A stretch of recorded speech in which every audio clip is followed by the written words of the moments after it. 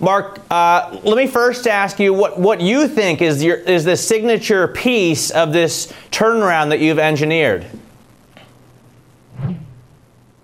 I think the signature piece is the productivity improvements that we've delivered. Every person in the business today is producing double the amount of product they were producing 5 years ago, and that's driven a 43% real cost-cutting process and 26% in nominal terms. So our margins are up about 35%, even though our prices are down 10% compared to those numbers 5 years ago.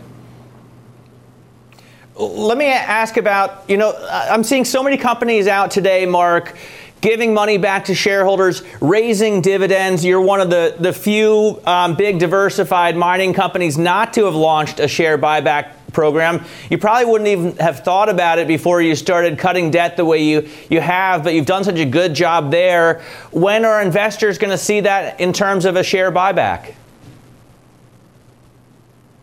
Well, obviously, we discuss all of the options with the board. The net debt range that we targeted was between $3 and $6 billion. We're at 2.8, but you do have to remember that we had the Mitsubishi payment of $600 million for the 40% of Quellaveco. So on a pro forma basis, we're at 3.4. So obviously, we think there's another step required in the process, but it's obviously a very active conversation. And the one word I would use in our business is we have balance. We are returning 40% of our earnings in the form of dividends.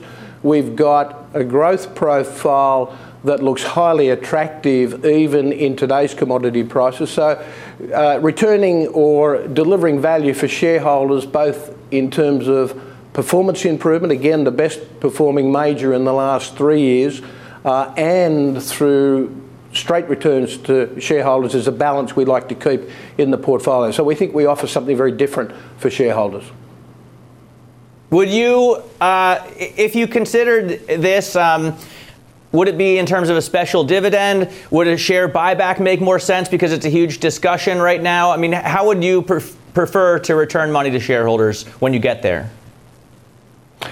Well, as we take these conversations through with the board, we look at all of our options, and I must say they are active conversations, as you'd expect it to be at this stage in the cycle. So we haven't ruled out any options, but it remains an open conversation with the board, and certainly we're starting to get very close to those targets that we think we can continue to build off. So it's obviously a very active conversation, and all options are open.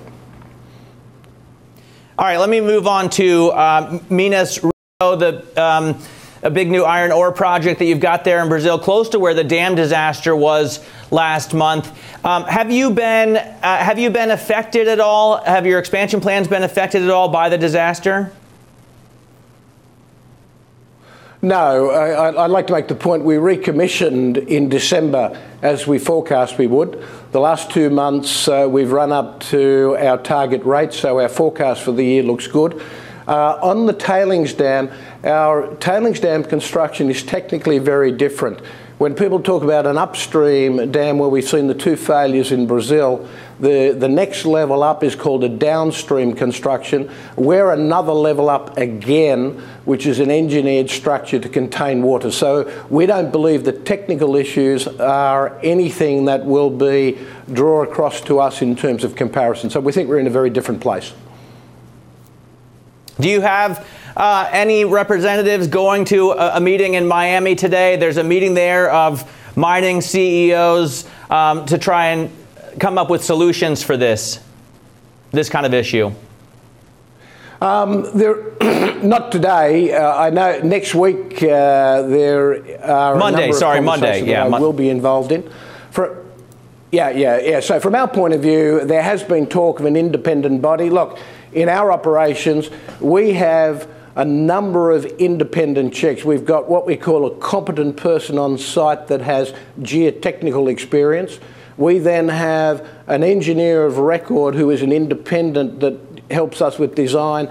and develop the operating processes we have. We then have a central person that is one of the world's leaders in tailings design that is independent of the line. And then we have another independent check on top of that every 6 to 12 months in all of our operations. So the real challenge will be, in terms of a further independent review, is the number of independent experts available to do this type of work. So I think companies like ours that have got these elevated standards, we're going to have to work with all of our colleagues in the industry to work out how we can spread a limited number of technical experts across all the tailings facilities in the world. So we think there needs to be a broader solution. We've got a process that I think can help people take that next step. So we're going to have to do this together. So I think it's a very important set of meetings for the industry next week. Got it. Mark, let me finally ask you about reports that we're seeing. Reuters reporting that customs officials in China's northern port of Dalian have banned Australian coal imports. Are you affected by this? Are you seeing any of this yourself?